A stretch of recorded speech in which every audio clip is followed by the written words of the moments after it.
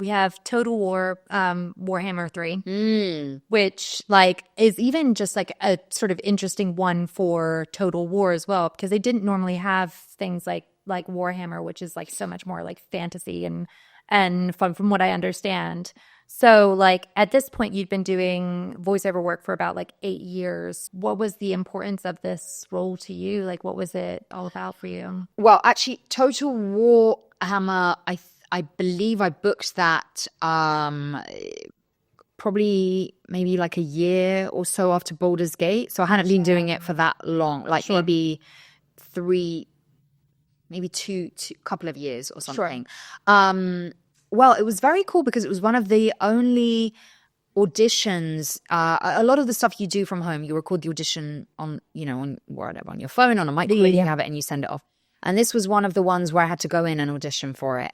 And I did it. I remember there was, she's quite a big character, the Ice Queen Katarin. Katarina. Yeah, it's very cool. But getting that role for me was very cool because it was an Eastern European character. And it is a very, I know we always throw around this term like strong female, and I don't love using that phrase because, it's a bit icky. But she is a strong female character. And also like, for me, it's very important. Traditionally in video games, I think Eastern European characters 99% of the time will be the baddies. And this is a character who is not a baddie. She is, again, using this word, but I can't really think of, okay, let's say determined, tenacious, courageous queen that's under a lot of pressure, a lot of different things, a woman in a man's world, very much a woman in a man's world, and has to make very difficult decisions. And is not just your generic kind of, oh, I'm Eastern European baddie, I shoot you now with gun. It's like, come on. We've seen this like a million times. So it was very different. It was a very different portrayal of an Eastern European woman. So for me, that was like, oh, thank you. Thank you, Total Warhammer 3. And the story is very, focused around her in many ways. The cutscenes are so epic. Oh, there's not that many of them, but the cutscenes that we did record, it's just so... It's this real regal energy. And I had a lot of fun with her. A lot of fun. Yeah. And what was it like to do an accent as well? I love it. I love it. Again, for me, it's a massive pleasure to do an accent that is, Eastern European. It's probably more, I would say, on the spectrum of Eastern European accents, it's more Russian than it is Bulgarian. It's a little bit harder.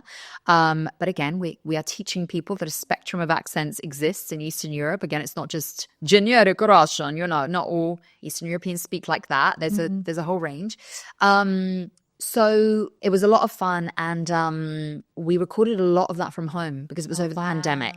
Yeah. So I remember having to do for her different types of deaths or different types of screams or different types of things like that. And I just remember distinctly thinking, I hope I don't get arrested.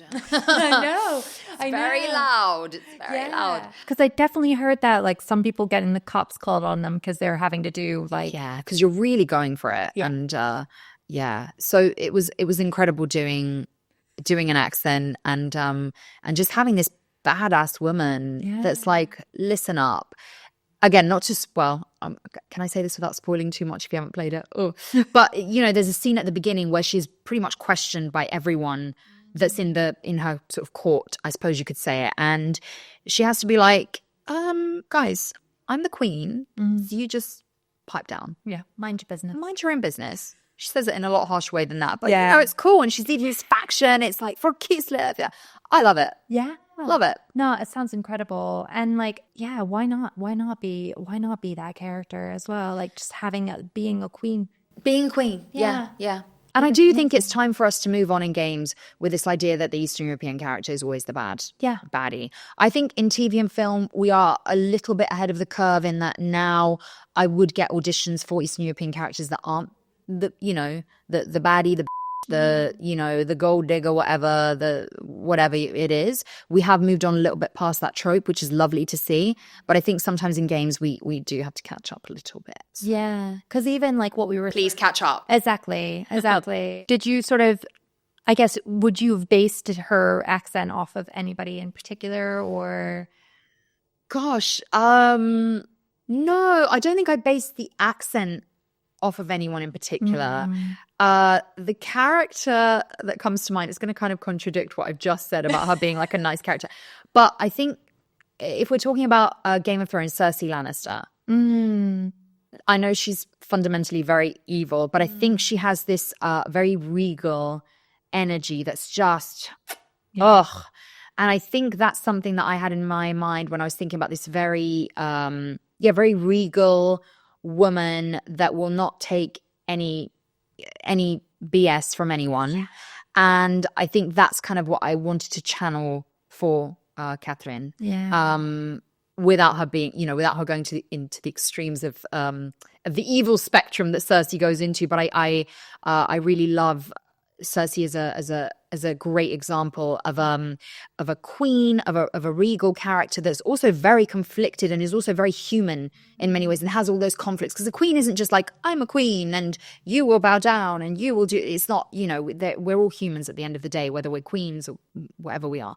So yeah, but the accent, no, I don't think I ever base the accent. I just think about, I guess I just think about what part of the world, in this case, what part of Eastern Europe this character is specifically from, and I kind of double down on that.